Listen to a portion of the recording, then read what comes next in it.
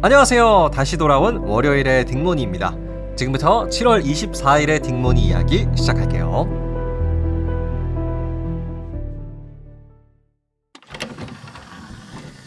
자, 오늘의 이야기 주제는 여러분 LA 폭동 사건이에요. 아마 기억하시는 분도 계실 것 같은데요. LA 폭동은 1992년 4월 29일부터 약 5일간 미국 로스앤젤레스에서 지속된 흑인들의 시위였는데요.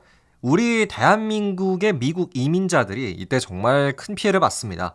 그럼 지금부터 LA 폭동은 왜 일어나게 된 건지, 그리고 이때 대한민국 교민들은 왜 큰 피해를 봤어야만 했는지 한 번에 소개해 드리도록 하겠습니다. 끝까지 함께 해주시고요. 바로 시작할게요. 때는 1991년 3월 3일 이른 저녁, 미국 로스앤젤레스 210번 고속도로. 지금 용의자를 추적 중. 용의자 탑승 차량은 서쪽 방향으로 도주 중입니다. 경찰입니다. 당장 차 세우세요. 같은 시각 경찰을 피해 달아나는 26살의 흑인 청년 로드니 킹. 이런 젠장, 경찰들이 따라붙었잖아. 하필이면 술 마시고 운전할 때 과속을 하다니. 이번에 붙잡히면 무조건 교도소행이야. 빨리 도망가야 돼. 음주운전 및 과속으로 도주하던 로드니 킹. 그는 결국 경찰들에게 붙잡힌다. Step out of the vehicle slowly. 어서 내려. 술에 취해 판단력이 흐려진 로드니 킹. 그는 차에서 나오는 즉시 경찰관들에게 주먹을 휘둘렀고, 곧이어 경찰들도 곤봉을 이용해 로드니를 구타했다. 이윽고 피투성이가 된 채로 경찰서로 끌려간 로드니 킹.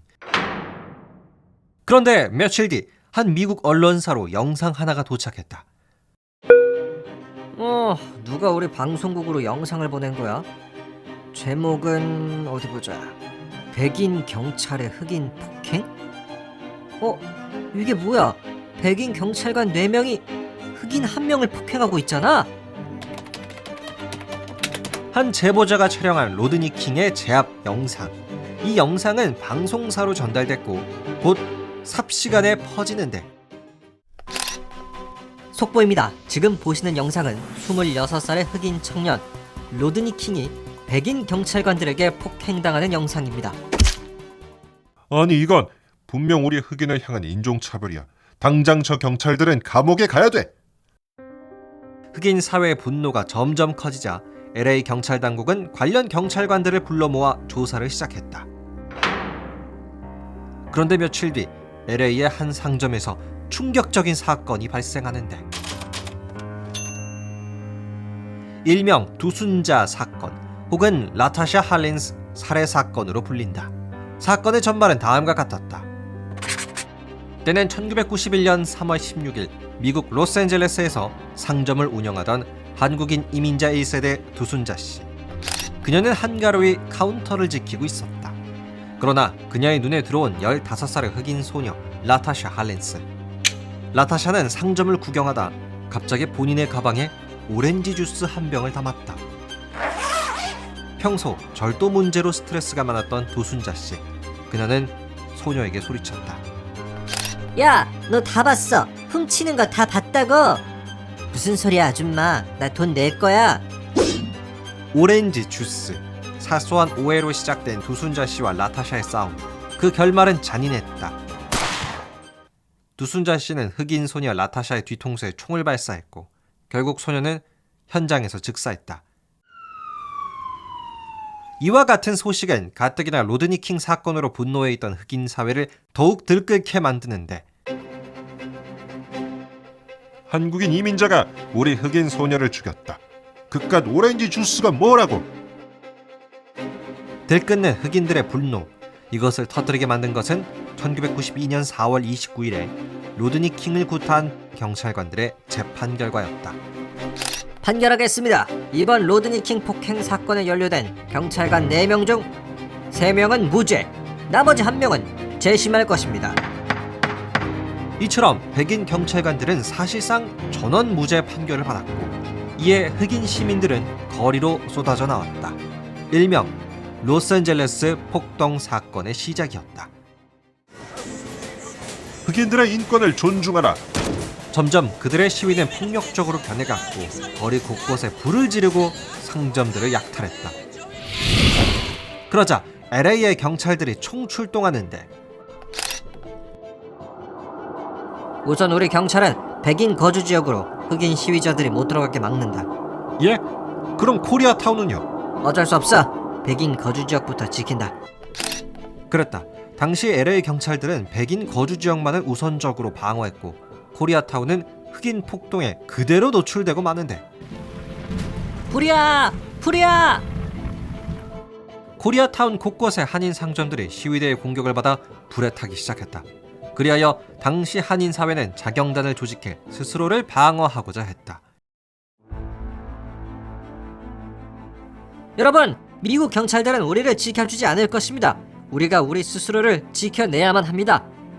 맞습니다. 우리 한국 남자들 다 군대 갔다 왔잖아요. 내가 이래봐도 베트남 전쟁에도 참전했었다니까요. 이렇게 곧바로 조직된 한인 방어대. 그들은 가게의 지붕 위로 올라가 몰려오는 흑인 시위대를 위협했다. 오지마! 여기는 우리 한국인이 지킨다. 당시 6.25 전쟁 혹은 베트남 전쟁에 참전한 한인들로 구성된 방어대는 흑인들의 분노에 맞서 싸웠다.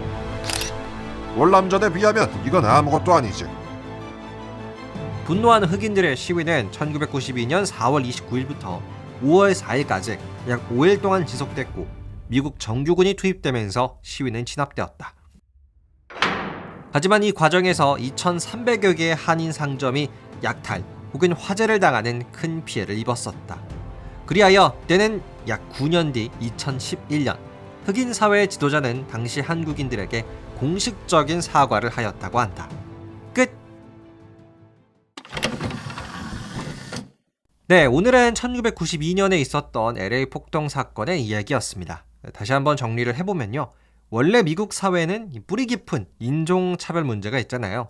그래서 로드니 킹 사건이라든지 두순자 사건, 이런 사건 등으로 인해서 흑인들의 분노가 점점 쌓여만 갔고요.